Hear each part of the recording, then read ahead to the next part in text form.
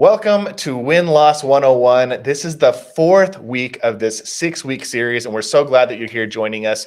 If this is your first time joining us on Win-Loss 101, I want to invite you to go to winloss101.com.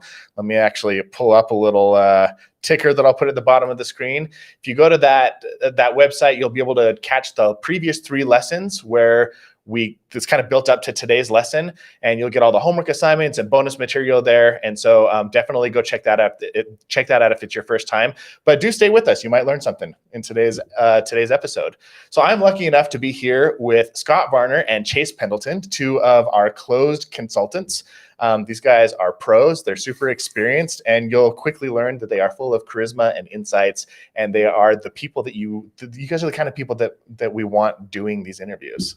Man, that's a high bar you're setting there. We'll try not to disappoint. My goal is to inflate your ego just enough that you feel confident in this show. I'm still stuck on the fact you said people are supposed to learn something if they stick around. So it's the one takeaway that I need. Yeah. There you go. So I had to have set a slightly high enough expectation. So you got to bring your A game today, guys. Before we dive into the actual conversation with Scott and Chase, I want to just do a little bit of a recap and go over some announcements. First, I wanted to talk about summarize what we've talked about over the last couple of weeks. In week 1, we talked about how to pick a revenue problem and how win-loss analysis can be used to uncover and solve revenue problems inside your business. So your first week's homework assignment was to pick a specific revenue problem that you wanted to focus on solving over the next 6 weeks using these buyer interviews. In week 2, we talked about the importance of having some structure to your interviews. And so you developed an interview guide that would help you jump onto these conversations with your buyers and hopefully act as kind of a scaffolding or a framework to help you dig in and find answers to the questions that you have. Last week, we sat down with some of our ops team and we talked about the importance of pulling relevant contacts and gave some best practices and tips and tricks of how to reach out to and book appointments with buyers. And so if you've gone through those 3 steps, if you've picked a revenue problem, if you built out an interview guide and kind of got some clarity around the questions you want to ask, and you've set an appointment with buyers, you are prepared to jump in and do your first buyer interview. And so I'm really excited today to learn from 2 of the masters here at Closed about how to conduct a really compelling and I guess results-oriented, like how to get some results doing these buyer interviews. And one of the things that stood out to me during our prep for today's lesson is you guys told me that sometimes you found that buyers don't even really understand or have like a conscious knowledge of why they made the buying decision that they made until they actually sit down and have a conversation with you, which is really interesting to me. Because if they don't know, how can you know? Like, how can a company know? Absolutely. Sometimes you talk to somebody who is more like in procurement, or they're just that type of personality. They can get on and they can tell you, here's my exact criteria. Here's how I scored you. Here's how I scored you against the competitors. And this is the way the decision was made exactly, right down to like how heavily things were weighted. Sometimes though, you're taking somebody through this complex cycle that happened over a period of 9 months. They made a decision that they might not even fully understand. Until you walk them back through it, they can recognize what happened in each of those kind of key milestones. And then they have this key realization of, oh, this is why we made this multi-million-dollar decision. Honestly, one of my favorite questions to ask in an interview, and I maybe jumping the gun a little bit here, so I apologize, is just asking, well, at what point during this process did X company begin to lose your business? And it's so interesting because a lot of times what they say when they answer that question is very different from what they say when I ask, so why did you not purchase XYZ solution? And it's almost like a light bulb moment for them when they realize, oh, you know what? Sure, I told you it was too expensive, but man, after I saw that demo and I saw that it didn't provide X, Y, and Z different types of features, like that's when I knew it wasn't going to be the right fit for us. So even though it was officially ruled out when they maybe got that price tag, it was actually the realization of, oh yeah, it couldn't fulfill maybe some certain fringe use case scenarios that we had that we didn't fully understand. It's just like that light bulb goes off for them. Yeah. And so I think it's really interesting to see when they understand why they didn't win. And a lot of times it's very different from what they're actually telling your sales reps. And sometimes it's very different from what they're telling us in the very beginning stages of the interview. How about what they told themselves along the way? Yeah. I actually had this just yesterday where I interviewed somebody. Once we got down to the very end of the interview, this was a loss to no decision. Like the deal had stalled out for one reason or another. What they had said is when they walked back through that demo experience, they could say, this is actually the clear value proposition this would have provided for us. And actually, I'm on the security side of the operation. My counterpart and like the infrastructure and networking side, they had this problem. We worked through this for months. And if we had this tool in place, we probably could have solved this problem much faster. And it was this light bulb for him where he said, like I'm glad that I got on this call with you, because now as I've thought back through this whole process and what it meant for us, I actually would suggest that we reach out to this counterpart in the organization. And now there's this re-engagement that's in the beginning process. So a little cliffhanger for next week. Maybe I'll pop back in to say if it went somewhere it didn't. Yeah. So your stories are perfect validation into why conducting these buyer interviews is so important, because I think most sales organizations, marketing organizations, businesses and business leaders in general, they I think they trust their intuition a lot. Yeah. They rely on guesswork. They rely on maybe anecdotal evidence as to why they're winning and losing deals. And if you're not talking to your buyers, like if they don't even know why they're making their choices, how can you know for certainty? So there's real power in having these conversations with your buyers to really shine a light on why they're making the decisions that they're making, to help them have clarity so that you can have clarity. Yeah. And that's one reason. I don't know if it's the whole why, but it's one really great reason. It's a reason. Yeah. I just think I think as we talk about this, let's always jump back to just the definition of win-loss analysis. Why do we do it? We're putting a systematic way of measuring complicated decisions, and we're trying to do it in a way that's actionable. So we're trying to take things that we can say, hey, the business needs to take actions and can take action to win. How do we prioritize the many actions that we're working on? How do we validate our internal hypotheses? Best way, let's tap into our buyer directly. Let's tap into many of the different buyers who can say, we can win in these pockets if we make these product changes. We can win in these pockets if we just do a messaging refinement. A lot of discovery to be made. Yeah, awesome. Okay, so I want to pull back just a little bit now that we kind of have set the stage here for the intention and what some of the purposes of a buyer interview. And I want to just kind of chronologically go through the experience of conducting an interview and get some of your best practices, your tips and tricks. And I think that the best place to start is before the interview even starts. If I was a rookie interviewer, if I had never conducted a buyer interview before, I think, and I was going through this process of Win-Loss 101 for, kind of this process for the first time, it's like, okay, I've picked a revenue problem. I built out my interview guide. I booked an appointment. That appointment's tomorrow. I'm getting ready for my call. And I am going to rely on my interview guide like it's my interview Bible. Is that a good thing to do or not so much? I will say at first, the interview guide is incredibly helpful and valuable. I mean, there's a whole reason why we dedicated an entire session of this video podcast, if you will, to the interview guide, because it is critical. And I think as you're beginning and you're starting out, it's really nice to have that safety net there to fall back on. But I think one of the biggest things you need to remember is the goal of these interviews is not to get through the interview guide. The goal of these interviews is to understand why that opportunity was won or lost. Mm-hmm. And oftentimes, if you just treat that interview guide like a list, first of all, you are now conducting a phone survey. Yeah. You're not conducting a win-loss interview. You need to be able to be dynamic. You need to be able to riff. You need to be able to really actively listen to what they say. If I ask someone and I say, so, why did you not purchase closed? And they say, oh, it was too expensive. But the next question on my interview guide is, well, tell me your use case. There's no flow to that conversation. I need to be able to adapt and listen and then go back to that first initial thing that they mentioned about price and kind of compare and contrast. And so at the end of the day, I've conducted interviews where I've asked every single question on an interview guide. I've conducted interviews where I've asked one question that's on the interview guide. Oh, wow. And honestly, some of those interviews have been really the most meaningful and have yielded the best and most actionable insights because we were focusing on the items that were most important to the buyer and not necessarily the items that were most important to what was on my interview guide. Love it. I think as part of building your program, one thing that we always want to do is get buy-in from the organization. One way that you can do that is you've got your revenue problem, you take that interview guide. You've probably tried to elicit feedback from different teams to say, okay, product, what do you guys want to know? What do our sales teams need to know?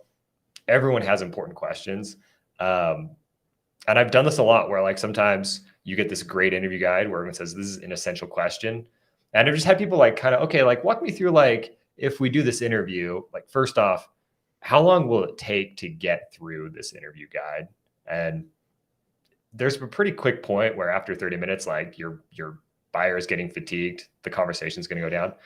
But let's assume that you have all the time in the world. Let's assume you get an answer to every single one of those questions. If you take a step back, would you really know why you won or lost this deal if you had the answer to all these questions? A lot of times the answer can be no, which is, I think when you go into the interview, your first interview, just ask yourself and remind yourself, like, what will it take for me to know if I won or lost this deal?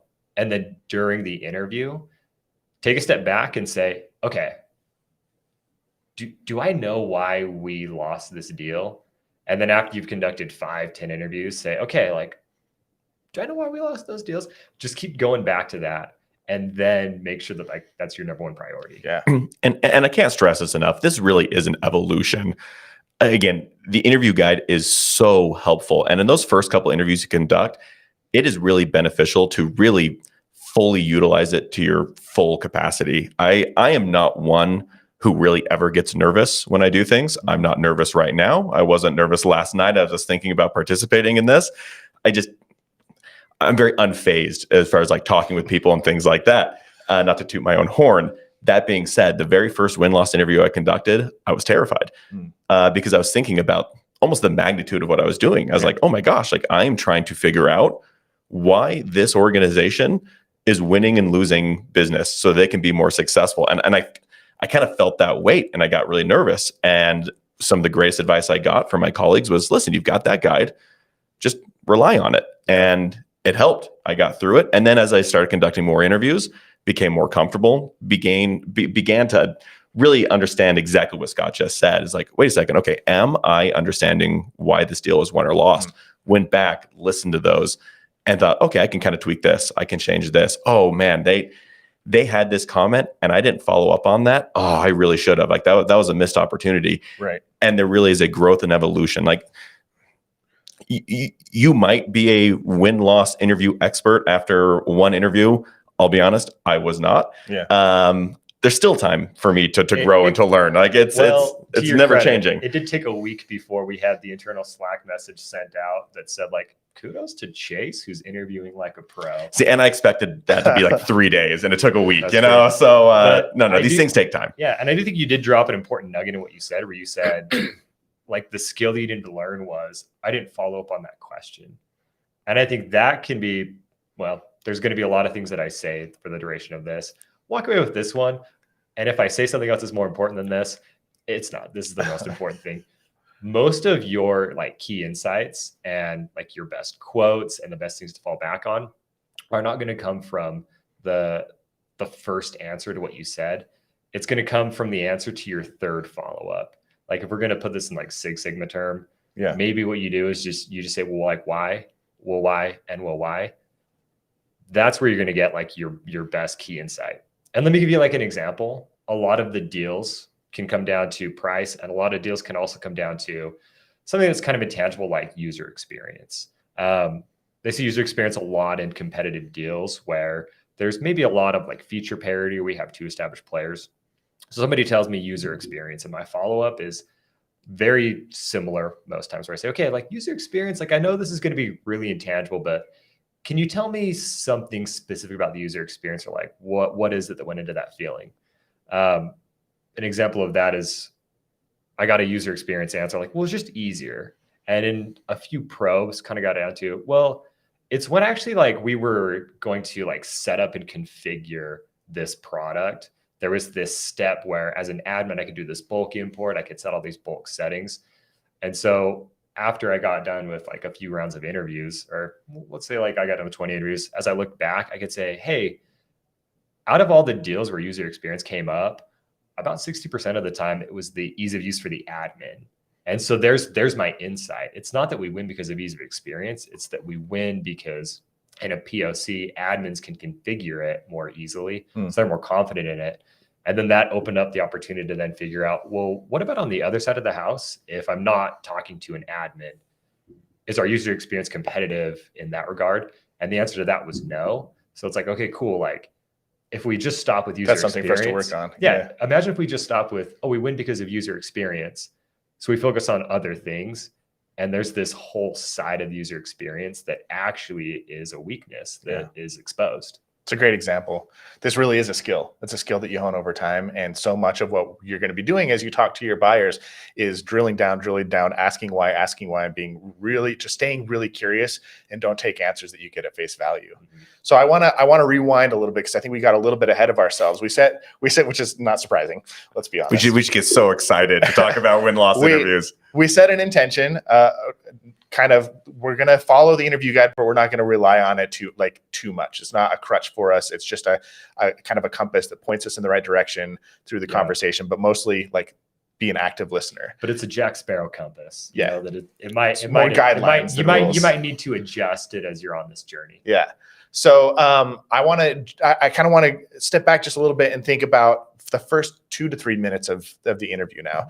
Like we jump on our Zoom call, we hit the record button, and as somebody who's never done a win-loss interview before, do I just dive into questions? Do I go over some formalities? Last week, Braden talked about how you shouldn't gather like quantitative data that you could get in a survey or other format. So don't ask like their age or their, a lot of that kind of on a more scale of 1 to 7. How Yeah. strongly do you agree or disagree with? What do you guys do in your first 2 to 3 minutes of an interview? So I'll be honest, there are 2 favorite parts that I have while conducting win-loss interviews. Obviously, my favorite part is at the end of the interview when I'm able to say, yes, this opportunity was won or lost because of this reason. My second favorite part, and this is like a really close number 2, is the first 2 to 3 minutes of an interview, because this is the part where honestly, I'm just building rapport. So many times when I listen to first time win-loss interviews, they just jump right in, guns a-blazing. So tell me, why'd you buy this product? And there's no relationship building. When we're conducting these interviews, we are actually asking sometimes very, I'm not going to say sensitive information, but we're asking optimists for very detailed information around competitors, around pricing, sometimes even very sensitive information around internal politics within the organization. Deep here. You are probing deep. And so you have 2 to 3 minutes to essentially convince this person that, hey, I'm not a robot. I'm a cool guy. Like, I'm Chase. We're pals. I start every interview. I'm always fascinated. We talk to people from all over the world. I always ask, hey, I'm just always curious, like, where are you calling from today? And then I try to build a connection with that person from that city. I'm telling you, if I interview somebody from Austin, Texas, we are talking about Torchy's tacos and how delicious Torchy's tacos. No, because Torchy's are delicious. The fried avocado taco. No, literally. Now that he said Torchy's, you're ready to tell him anything. Yeah. And let the record show, we did not talk about Torchy's before this. Dip? Yeah. Oh. No, and this literally happened on Wednesday. I interviewed a guy from Austin. I was like, oh, you're from Austin? I am so jealous. Man, great music scene. And like, Torchy's tacos, dude, unreal. We talked about Torchy's for 2 minutes. At the end of the interview, he said, hey, Chase, I'm going to do you a favor. I'm going to go to Torchy's tonight in your honor. What a champ. And it sounds like such a stupid and trivial thing, but I tell you, it is not. In interviews where you're able to build that rapport, they will trust you and they will give you more I'm ready to tell you my insights. Deepest and darkest secrets right now. Exactly. Like, and honestly, I'm kind of craving Torchy's right now. I wish I never would have brought it up, but the breakfast tacos too. They're incredible. But it's just, I cannot stress this enough. I think it makes it just a more enjoyable experience for you and for the buyer.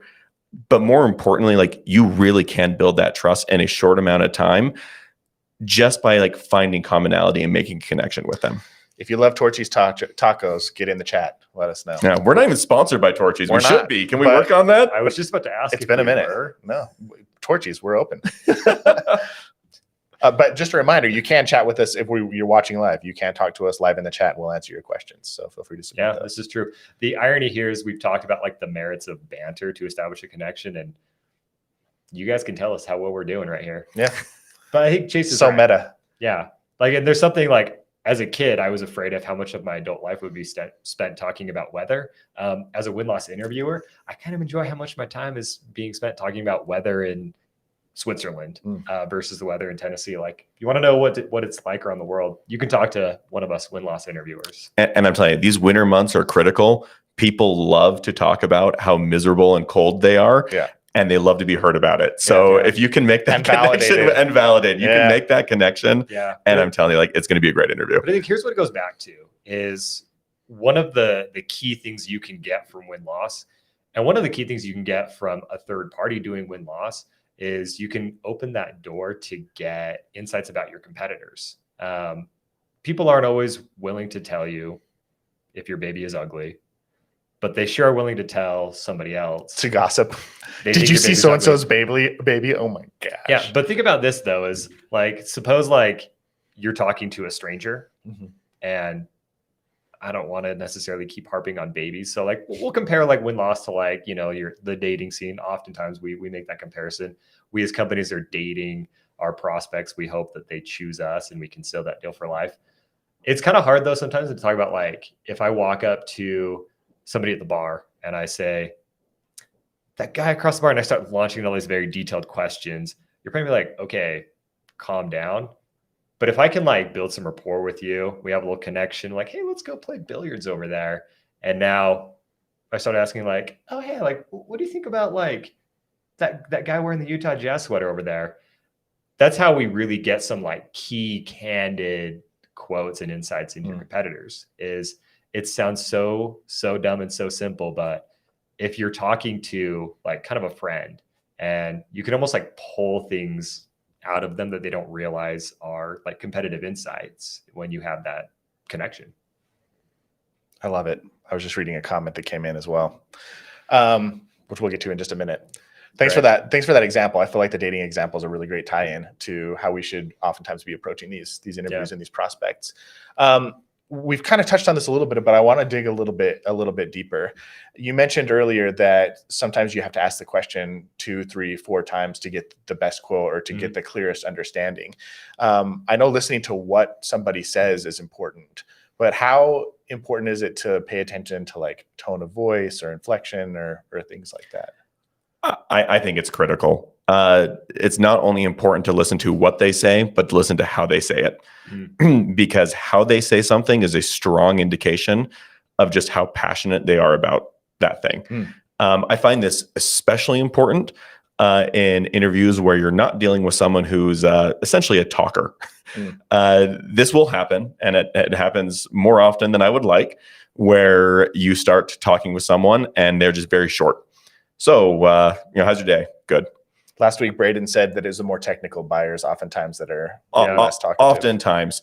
And so as you're asking those questions, you may ask a question and the answer still may be short, but their voice may change a little bit. Yeah. So, what did you need a solution to do for you? Oh, well, we needed to work. It's like, okay, well, you still didn't give me much there, but I heard that. Oh, or the pitch of the voice kind of raised a little bit, and that tells me, okay, there's actually something here. And then that's where I know, obviously I'm going to try to be digging deep on all these things, but that's where I know, okay, I've actually got a nugget here. If I prod enough and really kind of keep poking at this, like I'm going to get something because they are passionate about this. And so honestly, how they say something is just as important, if sometimes not more important, than what they're actually saying. Yeah. I think we could probably actually bookmark, how do I deal with somebody who is giving short answers? How do I open up somebody who maybe is a little bit closed? Also, how do I manage somebody who's maybe a little bit too open? But an example that's kind of the counter of that, of where sometimes somebody's tone of voice, like something that they aren't passionate about or something that they kind of hide, you might also need to cue in on that as well. Like sometimes you talk to somebody who's just very nice. And so if they're giving feedback, and this may be especially where we get into feedback about like sales process, like sales team. Sometimes you might hear them like cushion some feedback. And if you can like gently open them up, you'll find out that there was a failing in that side of the house. Yeah, our sales guy was pretty responsive. Well, a recent example that I got is, somebody that said like, oh yeah, actually, I really enjoyed working with them. Like maybe there's just like one thing where they didn't get back to me like pretty quickly. And you just kind of empathize with them and totally understand, like, we're not trying to like call out any failing from anybody, but like, oh yeah, I mean, sometimes that just kind of happens. Like when you say they didn't follow up with you like timely enough, like, can you tell me more about that? And it led to this thing of, oh, actually, it turns out that they had like reached out to them to ask about negotiations before their budget was finalized. They didn't get a response for several weeks. And it kind of went through a little bit more detail on that. By the time they actually did get a response, it turned out that they had already like locked down that line item in their budget, made some changes on their side.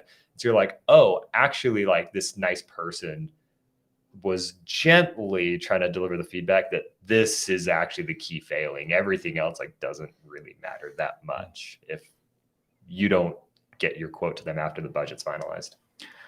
A lot of times when you're dealing with someone like that who is super overly nice, oftentimes they will actually contradict themselves in the interview if you're listening. And I find it's important to call them out on it immediately. Gently call them out on it immediately. And I think a great way to do it is like, I'm having a hard time understanding. Like, can you clarify this for me? Earlier, you said that, the sales experience was great, but now you're saying that, it was kind of hard to get a hold of people. Like, what exactly happened there? And then they kind of pause and, like, to Scott's point, a lot of times they'll say, okay. I don't want to be mean. I don't want to throw someone under the bus. But yeah, this is what happened. And so there's nothing wrong with calling people out if they say something that's contradicting. Because again, and I'm going to probably say this 100 times before this thing is through, the purpose of these interviews is to understand why we are winning and losing sales opportunities. Yeah. And in order to do that, if someone is contradicting themselves, you're going to have no idea why an opportunity is won or lost, because you're like, well, here they said this, and then they said, sorry, Scott, here they said that. What is going on? Like, call them out. But in order to call them out, you've got to be listening to what they're saying and how they're saying it. That's really interesting, because I think intuitively, one would assume that to be a good interviewer, you have to be a good talker. But really, the most important skill is listening and then asking the right question afterwards. Oh, absolutely. 100%. I feel like you guys have both given me some really great examples of some follow-up questions, and I kind of want to dive in a little bit deeper to that. Can we get some guidance into, like, we have our top level questions in our interview guide, but can you give our listeners some examples of if you're watching, you can go back and watch the replay of some of the questions that these guys are just naturally asking. But do you have any specific examples of questions that we should be having in the back of our mind when there is a moment to dig a little bit deeper? I'll tell you, I'm going to start this off with just very simplified responses. Oh, that was interesting. Can you tell me more about that? Oh, can you please elaborate a little more on, if I'm asking someone to elaborate on something, I want to be very specific about the thing I want them to elaborate on. Oh, you mentioned pricing here. Can you elaborate a little bit more on the pricing model for me? How did that affect, this evaluation? Sometimes these questions are not complicated or difficult. It's just, tell me more about that specific thing. Yeah. I mean, to make it even easier, sometimes all you need to do is just take the last thing that they said and just repeat it back to them, but make your pitch go a little bit higher, like this. Tone. It's super important on both ends. And even along with that is also a tip of, don't take for granted that somebody may use a word that you think you understand. And you may just need to like just hone in on that and just say, hey, like you've actually been talking about like single pane of glass a lot. Like that's something that happens like pretty commonly. Like, can you tell me like specifically, like in your context, like how did you define that? Like what did you need in order to say you had a single pane of glass? And then they might actually tell you some things that you maybe would have taken for granted, or you would have maybe taken for an extra assumption. Or that also gives you the opportunity to, when they say single pane, you find out about like these, what they would have considered, different panes that existed. They were trying to unite. So now you can ask about like those different areas as well, which may open you up for expansion opportunities in the future now that you know more about their environment. Totally. I have worked out sometimes with some of my clients buzzwords. When we hear that buzzword, dig deeper. We didn't think the solution could scale. Oh, okay, interesting. Tell me more about that. Yeah, when you say scale, what do you mean by that? Oh, the solution which wasn't enterprise ready. What is enterprise ready to you? Like, how do you define that? Or what would have made it enterprise ready? Exactly. Yeah. Like, just because, and again, you as an organization, how you define enterprise ready may be very different to how that buyer defined enterprise ready. And so you need to really understand their definition to ensure that your solution is aligning with the needs that they have. Another benefit that gives is if you're echoing back to somebody the specific words they're using, and also just like taking care to say, like, you said this word earlier. If somebody sees that you're listening to them, if they really see that like they're being cared about, they're not just like giving a transactional answer or moving on. That's one of the best ways to open up somebody, help them feel valued, help them share more. I'm going to like thread the needle to that own bookmark I dropped before. That's a good way to open up somebody who maybe is a little bit more resistant, is just show like, hey, every word that you've said actually matters to me thus far. And I'm really excited that I get this time to understand what you were thinking and how you process this. Honestly, I love what you just said there, Scott. Like this isn't transactional. And it goes to the comment you made earlier as well about, listening and asking. I think that is really why listening is so critical, and following up on these questions is so important, because again, we have an interview guide. Interview guide is great. It's incredibly helpful. Honestly, we could pay any high schooler to read that interview guide and ask these questions. Right. You could hire a call center to take care of that. No, exactly. Yeah. Like anyone who knows how to read technically can conduct a win-loss interview. Right. It takes active listening and following up to conduct a meaningful win-loss interview. That's really important, I think. Because we've talked in the past about experiences that people have had when they've gone out and done win-loss interviews, and they do 5 or 10 interviews and they come back and look at the data and they're like, I still don't know why I won or lost. Like these interviews felt good in the moment, but now that I'm looking at the data, I don't see any trends. I feel like I kind of lost my way in the interviews. And this might happen to some people the first couple interviews that they do, because it is a skill that you learn. But in order to really get those insights, I think you need to practice. I think you really need to hone in on that skill. And again, I said I was going to say it 100 times, so I'm going to say it again. The purpose of these interviews is to understand why we win and lose sales opportunities. I will admit, I have conducted interviews where I was like, oh my gosh, that interview was awesome. Like we were vibing. We talked about Torchies. We both had the same menu likes. I know that they had a great experience with the sales team, and oh man, I know they really loved this part of the product. And I know that, they didn't maybe necessarily love this feature, but like it wasn't a huge deal. And I'm like so pumped about it. And then I look over the interview and I'm like, I have no idea why this was won or lost. Oh no. Because again, it's not even just about, I'm going to sound like I'm contradicting myself here, but it's like these conversations are very important, but you can never lose sight of the end goal, which is to understand why the deal was won or lost. Like you just have always got to have that on the back of your mind. Because if you don't, you may find yourself having a very meaningful conversation. And honestly, like, there probably is going to be some valuable insights you can take from that, but you're not going to know why. And if there's one thing I cannot stress enough, always in the back of your mind, have that thought, why was this opportunity won or lost? And always be asking yourself that question as you're conducting the interview. And I think there's also a couple of things you can do in this setting just to help yourself if you feel like you've lost the plot for a second.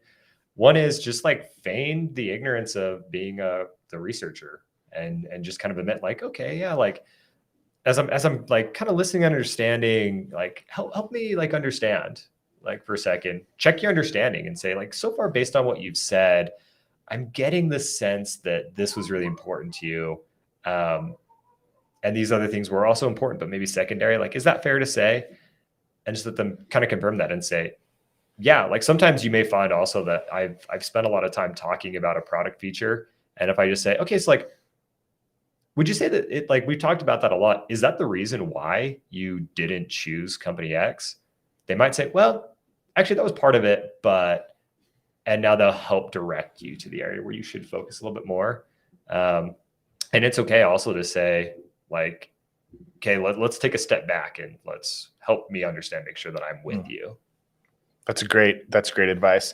I think these are really good examples of like follow-up questions to help you dig deeper and really understand what a buyer's thinking. Now, just based off of your examples and your stories that you've already told in this conversation, I'm noticing that another key quality that you need to have to perform a really great interview is you have to be good at expressing empathy. That's what it seems to me. Do you feel like that plays a pretty big role? Oh, absolutely. Totally. Yeah. Can you talk to me more about that? Wow, what a great use of that was that good. question. Yeah, that was really Did I good. do that right? Practice what we preach. Yeah. Well, I fall back on, if you just listen to people, you don't need to wonder what you're going to ask for that next question. If you just listen to people and show them that their words matter to you, they will say more to you. Totally. It's interesting as a third party. I do like to try to play as much of a neutral line as possible. And so the way that I have found to kind of get over that while still maybe expressing some empathy is particularly to maybe very difficult things that are being said, is just, and I think Scott mentioned this early, just kind of repeating what they said. So if I'm doing an interview and they're like, oh my gosh, I'll be honest, I once conducted an interview where they found that the sales team in particular was just being very sexist. They were only addressing the men in the room. When a woman would ask a question, they wouldn't even really look or respond. And just by saying, really, so you're saying that you didn't feel heard or recognized at all, and just opened up, oh my gosh, that's exactly how I felt. And really then started to express more and give really great detailed insights into exactly what happened in those encounters, which is exactly what we're looking for. Yeah.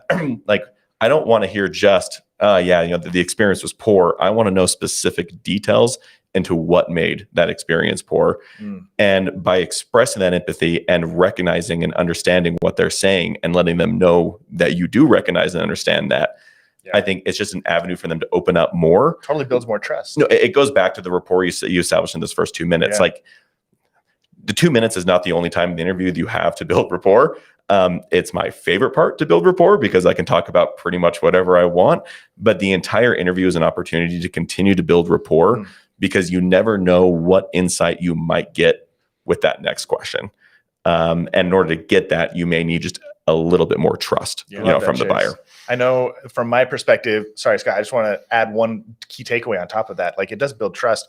And I know in my experience, when somebody repeats my words back to me, it also helps me clarify my thoughts. I'm amazed at how often I get my experience wrong when it's kind of recited back to me. So maybe I'll be talking to my wife and I'll say, hey, this is what happened. And then she'll repeat it back to me. And I'll be like, oh, actually, that's not how I felt, or that's not exactly what my experience was. And it gives me an opportunity to clarify. And like the initial point that we made in this conversation is sometimes people don't know why they make the decisions that they make. And so if you're able to kind of reflect back to them what they're saying, it also gives them an opportunity to clarify and to really fully understand their thoughts and their perspective and their experience as well. Exactly. I misrepresent myself all the time. So giving me the opportunity to say, oh, is that what it sounded like I said? But correct me if maybe I'm wrong here, Chase, but something else I was thinking about is counterintuitively, sometimes as the third party, you can also express empathy for your client. Then in that example of this woman feels like she wasn't heard and the entire deal was lost because of that. We do oftentimes uncover feedback where somebody says there was a failing of a sales rep or there was a failing of somebody else. And in order to like get it, an accurate side of the story, I think my clients appreciate when I have empathy for them and I say, oh, did you like raise that concern to them at any point? Or did you become aware of that? Did they get a chance to maybe like try to address that? And this actually comes up a lot when we do churn interviews. Recognize that these things aren't happening in a vacuum, that your client was probably taking steps to try to save that account.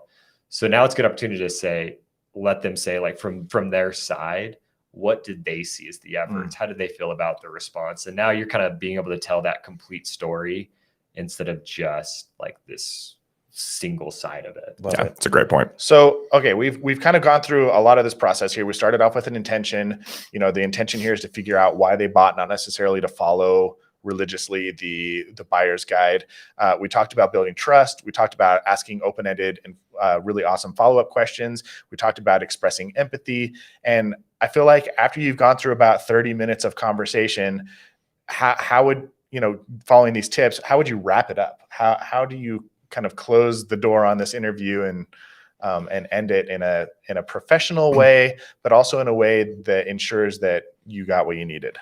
Scott, I feel like nobody does this better than you. So I'm gonna pass this over to you first. Oh, I mean, all along the way, as I'm listening, I'm also trying to take note, and I have my own little system of saying, okay, if I think this impacted the decision, I'm going to make sure that I mark that.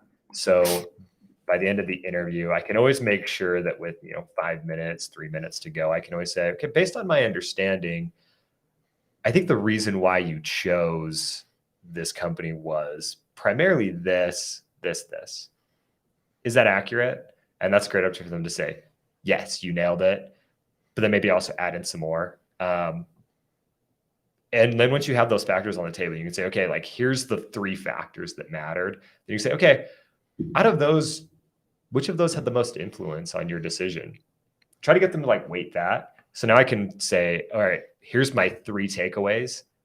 But of those, this is the most important, or of that, these 2 are deal breakers. And after doing that, I also love to ask if then kind of questions.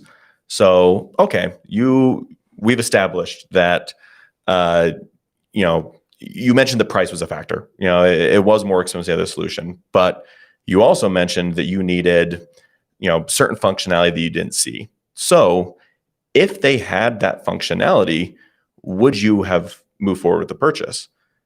Oh, well, no, because remember the price was too expensive. Oh, okay, great. Well, let's say hypothetically, all things even, price is the same. You have those features. It's now up against these 2 solutions. Do you think that would have changed the outcome? And sometimes they're like, actually, yeah, I think it would have. Well, then why? Oh, well, because as I was working with them, again, like that company culture that they had, like that just really vibed or gelled with us. So it's like, okay, cool. So I do now know, like I have two critical things here. Like A, we have some product, functionality that was missing. We also have a cost issue. I've also had where it's like, okay, well, all things even, would you have, moved forward with the purchase? Right. Actually, no, I don't think I would have. Oh, yeah. Well, why is that? Now we have a 3rd contender in the mix as to another factor. And like, that's a thing you never would have gotten unless you just kind of continue to probe and really, again, repeat back to them what they're saying. Yeah. And then, like I said, I find those kind of if-then statements to be really, really helpful and valuable in that scenario. Yeah. That's a great takeaway.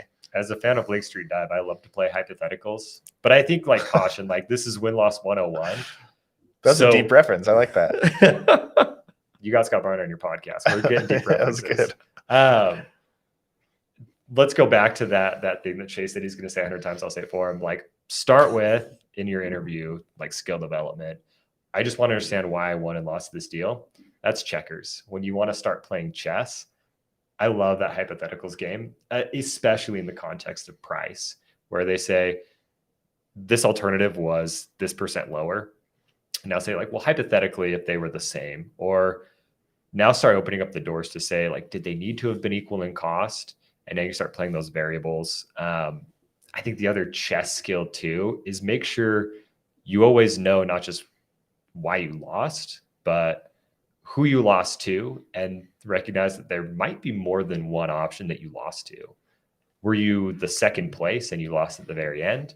Or were you taken out after the initial like written response to an RFP and there were 5 contenders that went on? So now you have to like understand not just different story why you lost, but now know your place and your ranking and all this. And if you didn't make that short list, again, when were you ruled out? Going back to that question I mentioned earlier, at what point in this evaluation did you feel like this solution wasn't going to work for you? Yeah. And really understanding that timeline of events, because so many times people think, oh yeah, no, it was between us and this vendor. Neck and neck. We're neck and neck. And come to find out, like it was actually between you and 8 other vendors, and like you weren't even in the mix. Wow. Yeah. 6 of them were preferred. Nate, you threw out the scenario like you might do 10 interviews and look at your insights and say, I'm not sure why I won or lost. That may not be any fault of interview skills. It may not be any fault of your tagging system or how you're measuring it. It may also just be a component of, I talked to a lot of different people that had different use cases, or they were at different points in the buying cycle. So you may need to just get more interviews. So now you can do those groupings to say, when we were shortlisted, this was why. When we weren't shortlisted, this was why. And when we were against this competitor, it's actually pretty clear why we lost. And that you might be able to get, more specific reasons depending on the scenarios. Love it. Well, guys, we are bumping up into our time limit here. We've gone for 45 minutes. I know you could probably talk for another 2 hours between the three of us. We could keep this thing going, but we got to keep it at a reasonable time. And so I just wanted to thank you, one, for all of the insights that you've shared. I feel like these principles that we've hit on are really going to be helpful to our Win-Loss 101 attendees, the people who are maybe venturing into this space for the very first time. What I want to do really quick is one, give everybody their homework assignment and a quick recap. And then two, we've got some questions that have come in. So first of all, your homework assignment this week, for those of you who might be tuning in for the first time, we're giving away to everybody who completes their first 3 homework assignments, 3 free win-loss interviews performed by our consultants, performed by Scott and Chase and the rest of our consulting team. So if you enjoyed listening to these guys talk about their perspective and how they approach interviews, and you want them to conduct some interviews for you on the project that you're working on right now, make sure you go to winloss101.com and turn in those homework assignments. Just earlier this week, I published the form after you've completed those homework assignments where you can go through and fill that out and turn in those assignments and redeem those 3 interviews. And remember, if your buyers are in Austin, ask for Chase. Chase, or bring up Torchy's Tacos. Otherwise, you're going to want Scott. But yeah. Austin, that's my niche right there. I don't want to downplay how valuable that those 3 interviews are. We've never done something like that before, but we know that economic times are a little bit tough for people right now. There's a lot of you out there who really want better insights into why you're winning and why you're losing. And this is our way of trying to kind of pay it forward, show you how valuable win-loss analysis can be, and hopefully give you a little bit of a jump start into proving that value for your company and hopefully solving at least one of these big revenue problems. Your homework assignment for this week, this is week 4. Your homework assignment is to conduct your first interview. You should have set an appointment by now, so jump on a call and follow the principles that you learned today and see how it goes. Do that first 30-minute interview, jump into the community at winloss101.com, leave a comment on lesson 4, and let us know how your interview goes. Did it go well? Were you nervous? Did you freeze up? Did you run out of questions? Did you ask some really great follow-up questions and get an amazing gold nugget? We'd love to hear about that. And lastly, we do have one question that got submitted during our conversation, and if we have more pop in, we'll address that too. But this one is from Rodrigo, who has been a regular here at the Win-Loss 101 as we've done these live sessions. So thanks for tuning in live. He says, I recently lost a deal, but also the people from the prospect side involved in that evaluation don't work there anymore. What can be done in that situation? So maybe there was a layoff or something like that, and the decision makers are no longer at that company. Should I still reach out to them? Should we still interview them? If so, how? If not, why? Who should I be reaching out to? I'm going to knock that over to you guys. What do you think? 100%. Still reach out to them. I have interviewed countless people who actually no longer worked at the organization that we were interviewing for. And sometimes you actually get way better insights because there is nothing holding them back. Yeah, totally unfiltered. Completely unfiltered. Yeah. Especially if there were like internal politics in play or things like that. Sometimes they will, literally just explode with information, which also you wanted to kind of be a little careful about, understand situation and make sure that as you're listening to that, like maybe there aren't any like personal biases that are, coming into play. But honestly, like I don't see any reason why that would prohibit or prevent you from still conducting the interview, as long as that person is willing to participate. Yeah, awesome. I would agree. And you might be able to reach them. Like I had a situation where there was some, low quality data. And so a lot of the contacts we couldn't reach where we thought we could reach them. So, we tried some different creative approaches to find them, like messaged them on LinkedIn and found people who were willing to still participate. So don't give up. All is not lost. Great. Well, there's lots more to say that has gone unsaid, but maybe that's another podcast for another day. I just want to thank everybody for tuning in today. Those of you who joined us live, we really appreciate the questions and the comments. Those of you who are watching on the recording, thank you for taking time out of your day to hang out with us. And we hope that something that we shared here today, I'm confident that something that you guys talked about today is going to be a golden nugget that helps you on your win-loss journey. Next week, we are going to be talking about, once we've conducted some interviews, how to pull the key insights out. Because that's, I think, one of the really challenging things to do when you have this whole body of transcripts of interviews. How do you find the common themes, and how do you pull out those insights so that you can actually create change in your business? So I'm really excited to chat about that. We hope you come back and join us. It's Fridays at 10 o'clock a.m. Mountain Time. That's 9 a.m. Pacific and noon Eastern Time. We will see you there.